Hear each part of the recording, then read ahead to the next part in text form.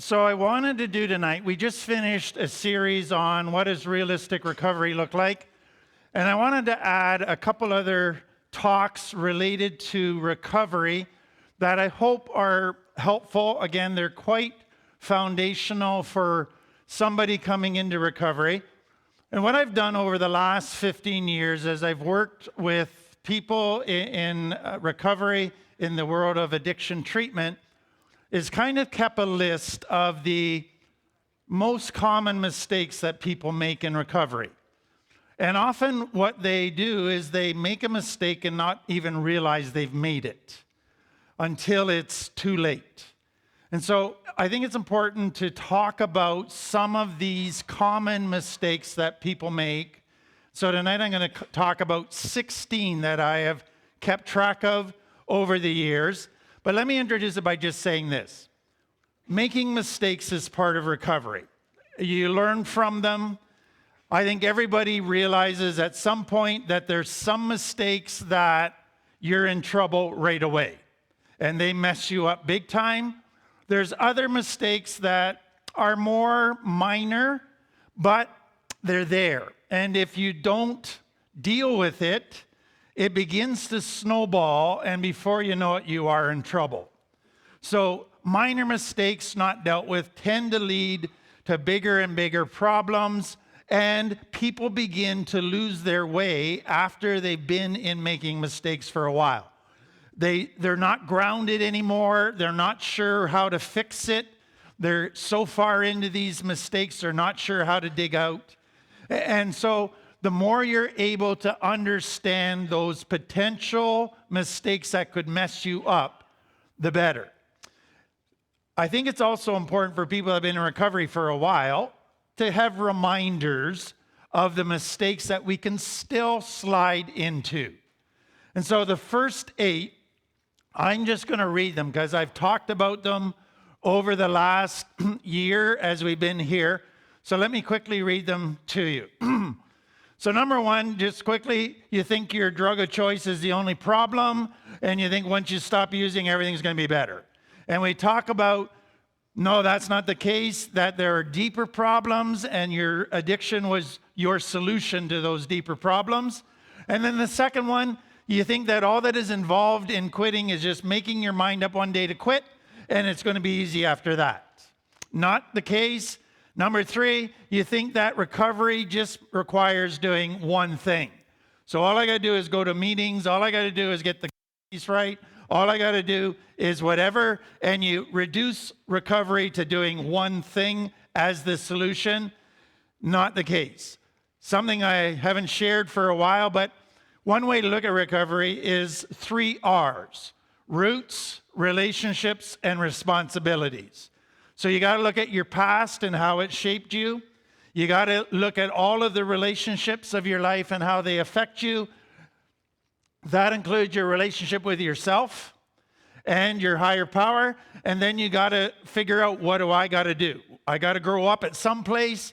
What are my responsibilities? And we teach it's a biopsychosocial, spiritual thing. So that's the first 3. Number 4. You think you're cured after going to treatment. Not the case. Think the hardest work of recovery is done in the treatment center. And I always say that's your classroom, the exam's outside. And then you expect immediate results, or there's a magical solution somewhere. You just got to find it and you're fixed. And then you think you can do it alone. That you can just pull yourself up by the bootstraps and you're good. And you're reluctant to ask for help. And so what we emphasize over and over is you can't do it alone. Recovery is figuring out what I have to do for myself and then what I need others to help me with. And then the 8th one, which is one of the most frequent and most damaging mistake, is getting into a romantic relationship too soon. So we did a whole night on that if you want to watch the video. So now I want to go to the next 8 and develop them for you. So number 9, what I find for many people is they come into recovery and they're always comparing themselves to other people. That's a normal thing to do when you come out of complex trauma. Because what complex trauma does is it creates this thing we call shame, which says deep down, I don't feel I have any value. And so the only way that I can feel that I have value is not through who I am, but through what I do. And so then I have to compare myself to everybody else to see if I'm doing better than them. And that becomes a very almost ingrained habit for people. So you compare your body to everybody else, you compare your brains to everybody else, you compare your performance in recovery to everybody else. And so what happens with that is it sets you up for a bunch of potential problems. So the first one is if you compare yourself to somebody and they're doing better than you, then you walk away and you are either jealous of them, or you get a resentment towards them, or you beat yourself up. And you say, I'm not doing it right, I must be doing something wrong. And you start doing that, beat yourself up, which never ends well. The other thing is if you compare somebody to somebody else and you're doing better than them, then you say, wow, ain't I special? And I think I'm maybe the best person now in recovery. And it goes right to your head. And you flaunt that with all your friends about how great you are and how well you're doing. So those are not good things to fall into. Another thing that can happen is when you compare yourself to somebody in recovery, is from your perspective, it doesn't look like they have any problems in their life. Number one, they're smiling. Number two, when they're in public, every hair is in place and they just look so good. And when you ask them how they are, they tell you everything's wonderful and you believe it. And then you walk away and you go, my poor life, it sucks. It is so hard. I wish I had their life. And you get on the pity pot. And you go into this self-pity mode, or you get really angry.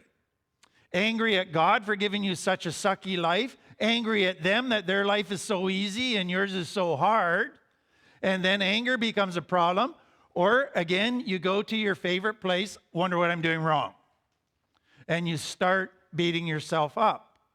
Do you realize that a lot of the people that look like everything's perfect is just a mask? And don't necessarily buy that. What I tell every client I deal with is everybody's recovery is unique. Everybody's recovery has some common parts that you just have to do if you're going to make it.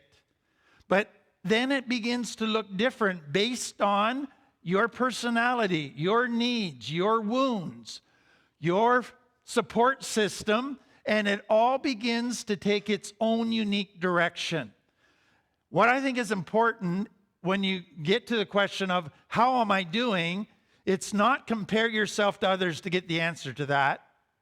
It's find somebody who understands recovery and the unique ways it can show itself and ask them how you're doing so that they can give you a more accurate and objective evaluation of where you're at. So next common mistake is people feel guilty or ashamed that they're struggling. I'll get a lot of people in recovery that say, I haven't had a craving for weeks. The obsession is lifted. And they're so excited. And then they come back a couple weeks later and they say, I had a craving. And where they go in their mind is, I must have failed. Something I've done wrong. And they start beating themselves up that they had a craving. What is so important to understand is there's a big difference towards feeling a temptation and giving into a temptation. We all feel cravings and temptation. That is part of life. We don't have to feed it. We don't have to give into it. So if you feel a temptation or a craving, you're human. It doesn't mean you failed. You only fail if you start feeding that and entertaining it, or if you give into it. So don't think yourself a failure because you're struggling. Rather, talk to somebody about it, be honest, reach out for help before it gets too much, because once it gets so far and so powerful, you're not going to tell anybody you're headed to a relapse. So the earlier you talk about it, the better. Next one that is very common is overcommitting. So people come into recovery and they feel excited. They get that pink cloud. Everything is going good. They're not needing to medicate. They're not hungover. Their mind is clearing. They're starting to feel positive emotions, and they feel so much excitement. They say, I want to save the world.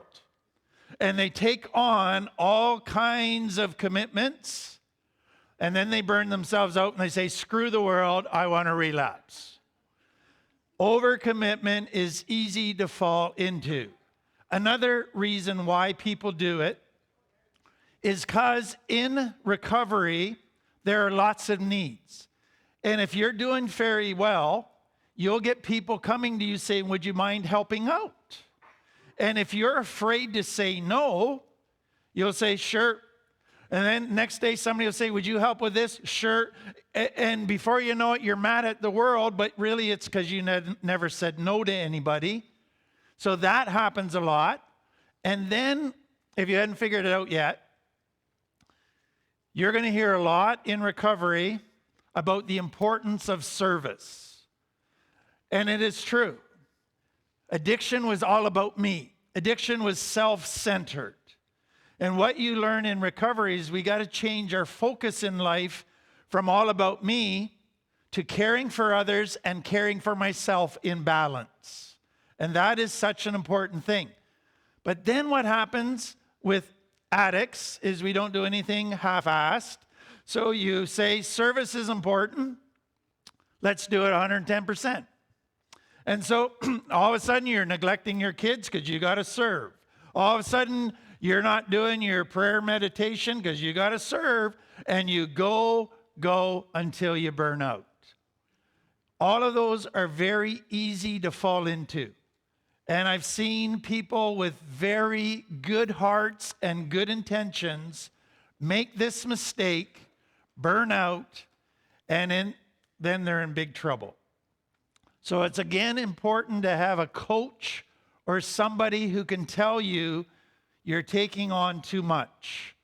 Back up, focus on your recovery, because you're going to burn yourself out. Next common mistake, obsessing about the future. So when you were in the problem, your main concern was getting the drugs, using the drugs, recovering from the drugs, lying about your using, all of that. Now you come into recovery and you go, wow, I got to start planning my life.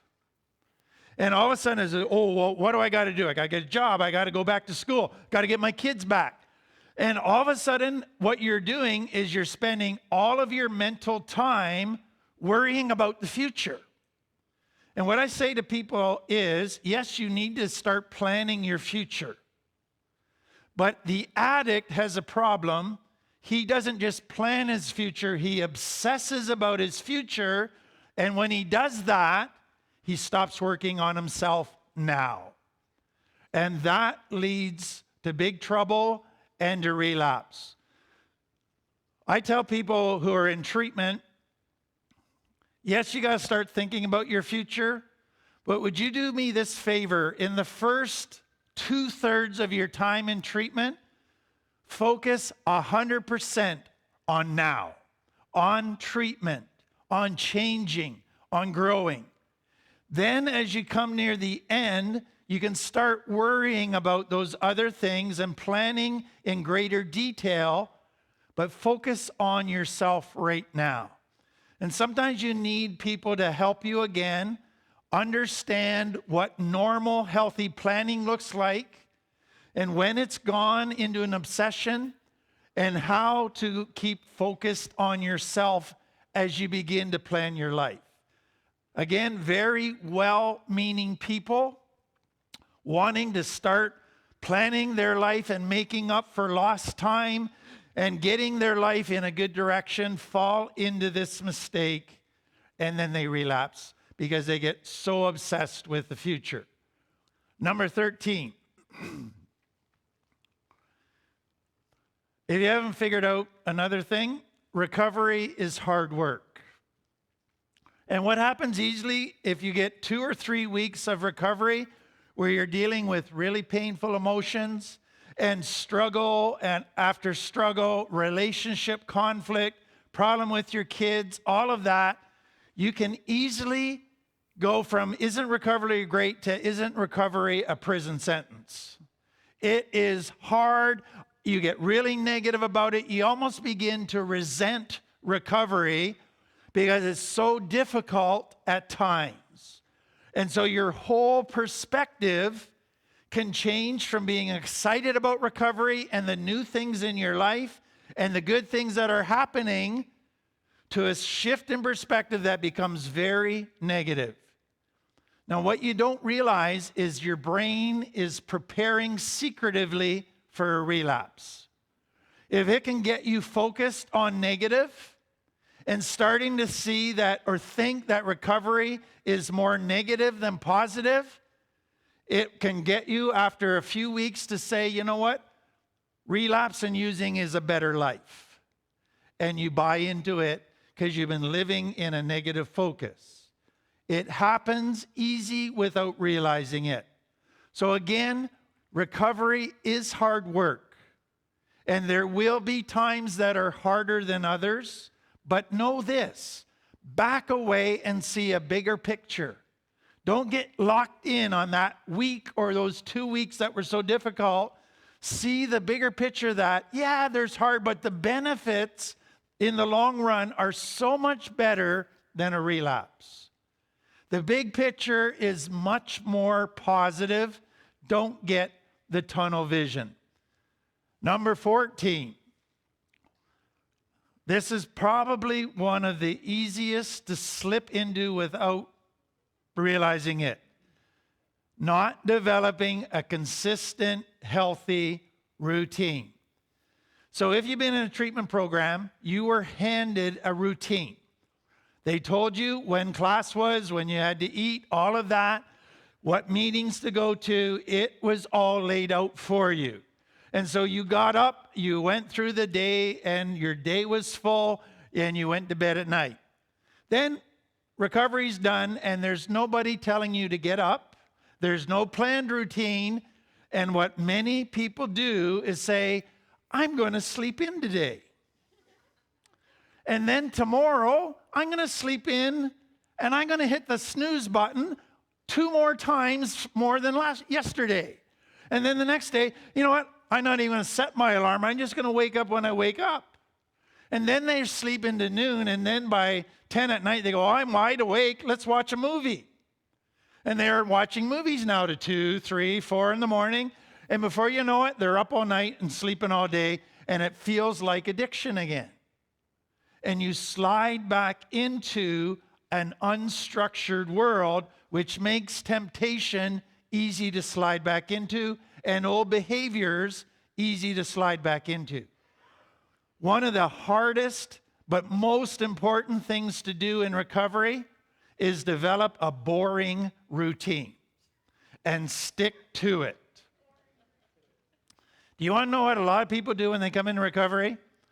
They go to, let's say, some big conference where they hear a dynamic speaker and they are all pumped up and they are focused and they are committed to recovery and they go, I'm going to do it. And what I need is just about once every 3 months to have a big dynamic speaker and a big emotional event. That's my recovery. And you want to know what I say to them? You got to do something the same every day for the rest of your life. Figure out what you got to do and start doing it. That's not exciting. That at times is going to feel boring, but that's what healthy living is about. And a lot of people resist that. So another way to say that, take a day timer and say, if I'm going to be healthy physically, emotionally, and spiritually, what do I need to have in my week? What do I need to have in my day? And you start to lay it out. And you get all of that laid out, and then you go, okay, What do I need to do to make this consistently happen? And you begin to set up a routine. Now, all of us are great at setting up a routine. Our problem is doing the routine. We can create on paper the best routines in the world. We just never get out of bed to do them. And so we need the motivation to do the routine that we set up. And sometimes you need accountability in order to do that. But a routine becomes absolutely essential. I remember when I was just in my teens and I was learning a lot of this stuff for myself just by experience. I went away to Quebec to work at a camp for a couple weeks, and a guy came there and he had just been to some big thing on the weekend. It was back in the hippie days, etc. And this guy was pumped because he had had this amazing emotional experience. And he was staying in the same cabin with me, and he saw me get up at 5 in the morning and start a routine. And he didn't get up till he felt like getting up. And he came to me, he says, I really admire your routine. Why do you do that? I says, because that's what I got to do if I'm going to stay healthy. He goes, I don't know if I can do that. And then he began to realize that big event that he had had on the weekend was already starting to wear off. And it was only going to be a matter of time before he slid back into his old ways of thinking and behavior. And he began to realize if he was going to make it, he had to start a routine. But that was so difficult because he always just did what he felt like. And that is the danger you're trying to get past. Number 15. We're almost there. This is a tough one, but is an important one, getting your kids back too soon. And most mothers, especially, but fathers as well, have struggled with this, and they have often made bad decisions about this. They got their kids back too soon, they weren't ready, and then they relapsed and did even more damage to their kids. So let me give you some of the reasons why we fall into this mistake. Number one, you feel so guilty for what you put your kids through. And your heart is breaking as you see the pain in your children's eyes, and you somehow want to make that up to them. Another one is you were raised with this sense of responsibility, and you say, I'm their mother, or I'm their father. They need their mother. That's my job. I have to be there for them, or I'm failing as a mother. And I get that, but you got to see it in a bigger picture, which I'm coming to. And then I've watched clients cry because they miss their kids so much. And their hearts just love them and long for them so much, they just want them back. And then they have times where they listen to their kids on their phone, or they have a visit with their kids, and they see that their kids miss them. And it breaks their heart, and they just want them to be back. Or they see how their ex, if their kids are with their ex, they see how they're treating their kids. Or they see how their CFS placement is treating their kids, and it breaks their heart. And so what I say to them is this. The issue is not whether you get your kids back. I want you to get your kids back. The issue is the timing of getting your kids back. Because if you get them back too soon, and you haven't worked on yourself enough and developed new skills and new coping strategies and healed from some of your wounds and developed tools to deal with your triggers and to handle stress, you'll get your kids back too soon and it'll be too much. And then you'll relapse and you'll do further damage to your kids, and it'll make it even harder the next time for your kids to trust you and get past their hurt and resentment towards you. So yes, work towards getting your kids back, but work on yourself and have somebody that knows you well enough that is able to say, you're ready or you're not ready yet. What you have to realize is this. You're in a situation where it's not good. Your kids are suffering, you're suffering. There's not a quick fix to it. If you try to fix that, there's not a quick fix that's a good option. A quick fix always ends in more damage. And so you have to accept that it's going to take some time. And even when you're ready, have somebody who understands what it's like to take their kids back and the pressure and stress of that, who can sit down with you and say, tell me your schedule. How are you going to keep recovery in that schedule? Do you have a support network that you can reach out to if you're struggling on a certain day or if you need a break on a certain day? Get all those pieces in place before you get your kids back. That is one of the hardest ones, but it is one that can do a lot of damage if you don't do it right. Final one. Guys especially struggle with this, but girls do as well. And for many men, guys were raised in families where they're told men are to be the providers for families. So if you're not providing for your family, you're not being a man. And they carry that, and if they go to their families for a visit, their families give them the eyebrows, like they're terrible, they're not paying the bills yet, and they're on EIA and guilty, that they're further behind. A lot of people don't like being on EIA because they're poor all the time. And they say, I want to get some money again. And it is especially around birthdays and Christmas, when you need to buy gifts for your kids. And you realize, I don't have money to buy them that big video game they want. I can only buy them something small. And you're afraid your kids will be disappointed in you. And so you begin to say, I got to get more money. And that takes them back to work too soon. Some, I just add as an aside, at that point in time, there's a temptation to make quick money, easy money through crime, turning tricks, whatever, and that will be a temptation for some. Another side is this. When you do go back to work, and again, make sure somebody knows you well and says, yes, you're ready. Be ready for the temptations that come with having money again, and how that triggers so many people to relapse. So, one other thing around that.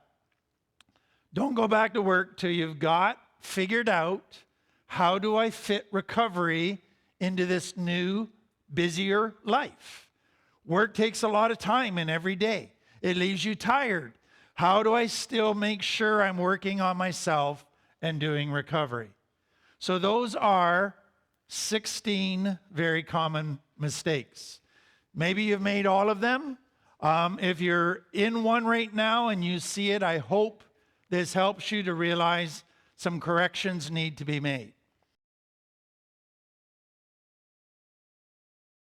And so tonight we're going to look at the anger one and the sex one, okay?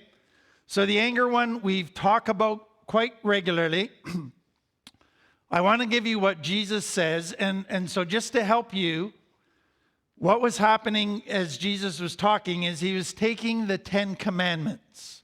And so these are based on the 10 Commandments. So if you go back to the 10 Commandments, you often think of them as thou shalt not, thou shalt not. And it sounds like a bunch of rules. And it sounds like God's this angry God that's saying, don't do this, you can't have any fun, and all of those things. And what really the 10 Commandments are all about is, I want to show you how to have a healthy life. But in order to have a healthy life, you got to be aware of the fact that you got forces pulling you and wanting you to go into unhealthy. And so they will take a very healthy drive, like food or sex, and then they will be trying to pull you into a unhealthy use of those things. That will seem fun at first, but it will always lead to very painful consequences. So I want you to know the boundaries of a healthy life. That's what the 10 Commandments were about. And that's what Jesus is coming back to. Now, what was happening in the religion of his time and why he's talking about it, they were saying, The commandment says, don't commit adultery. I've never slept with another woman, so I'm good. And Jesus says, you're missing the point. The command isn't just about your external actions, it's about your internal attitudes.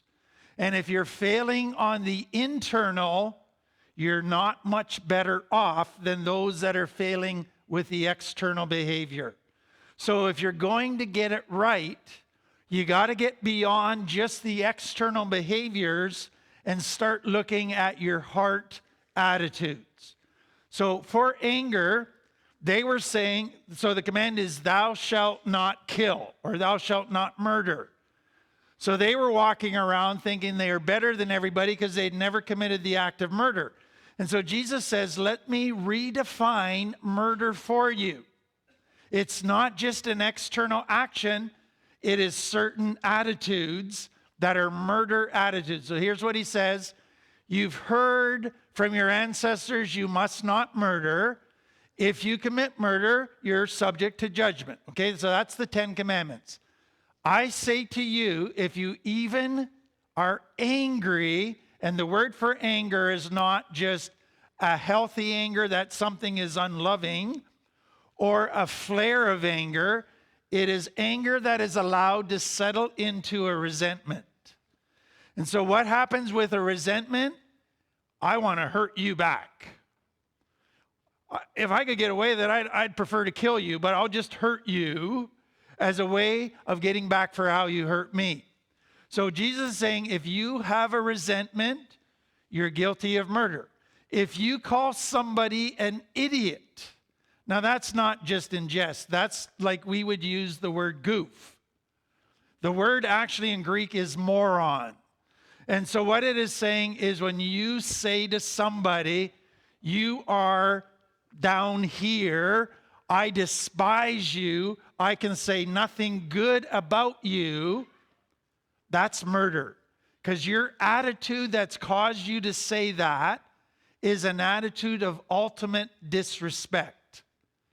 That is no different than actually committing the murder.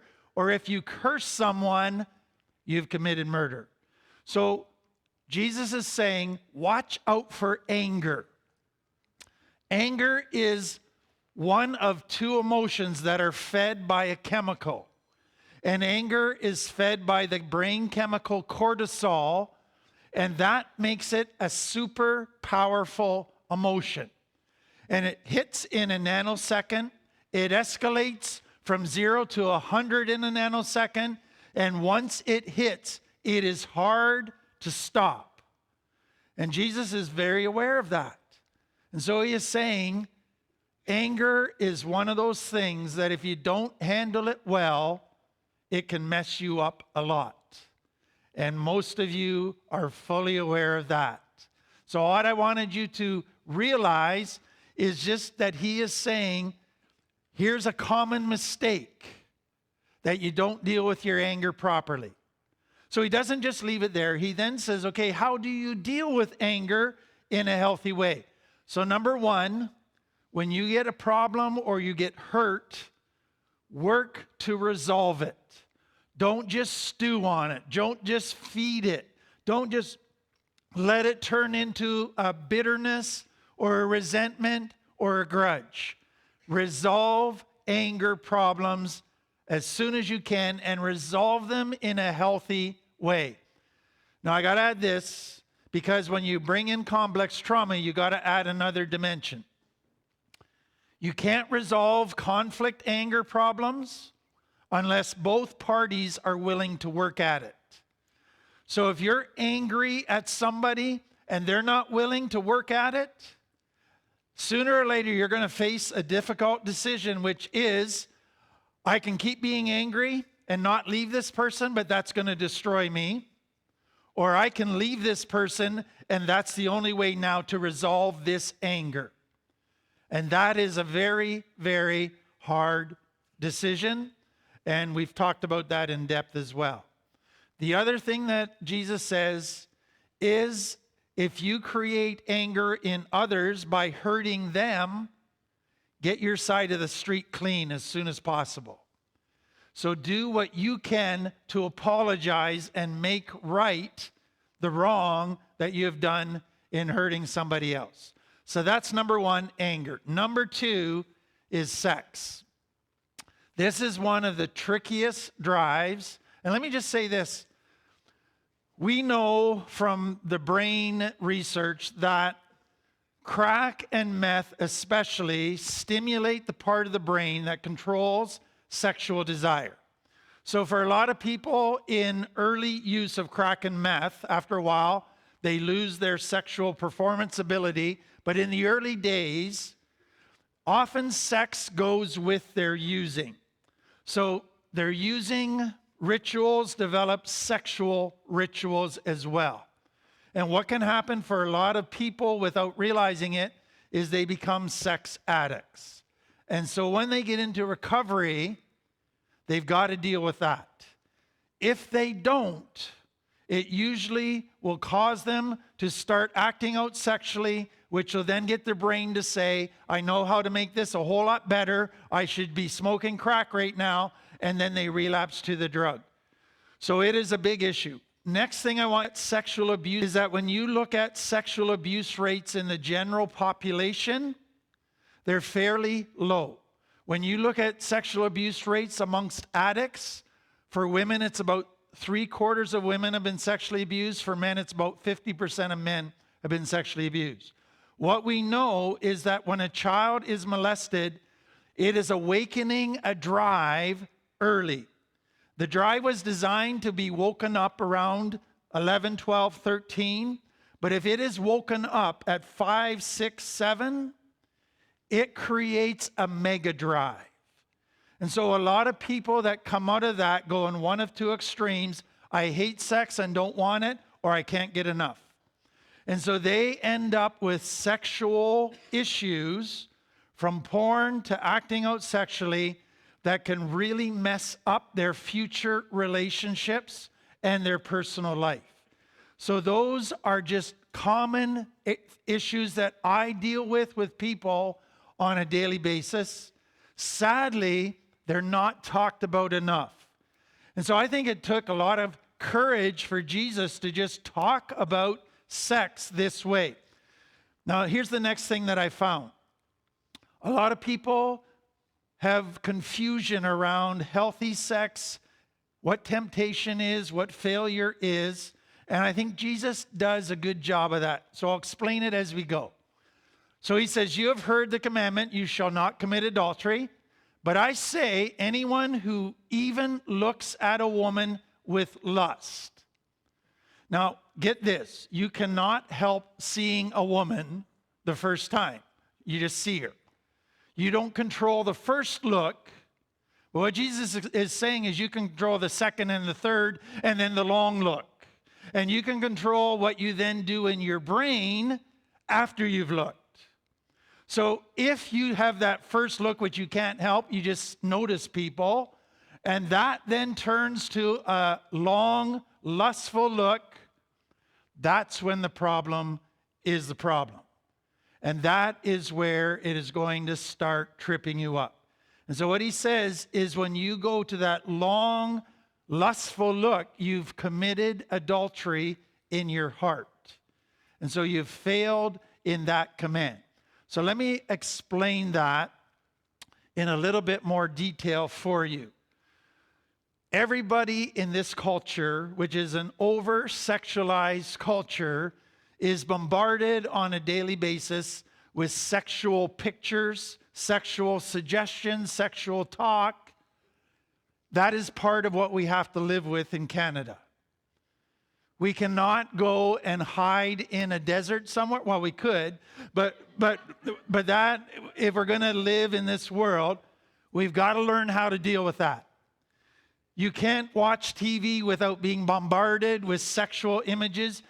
You realize that most commercials have a sexual component because sex sells. So all of our whole culture is inundated with sex. So the next problem with that is our culture says all of that is okay. And you know, for some people, they can watch that and it doesn't faze them. But for many people that come out of complex trauma, that plays in their head in a negative way. And it is constantly drawing their dark side to places that it shouldn't be going. And it can become a daily struggle.